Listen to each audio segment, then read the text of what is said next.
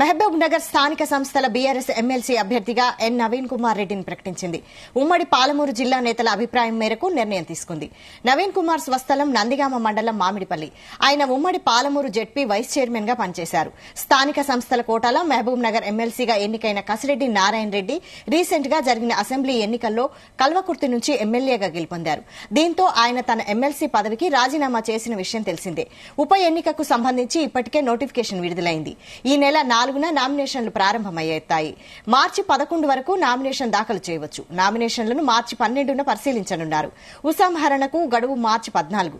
ఈ నెల 28న పోలింగ్ జరగనుంది. ఏప్రిల్ 2న ఓట్లను లెక్కిస్తారు.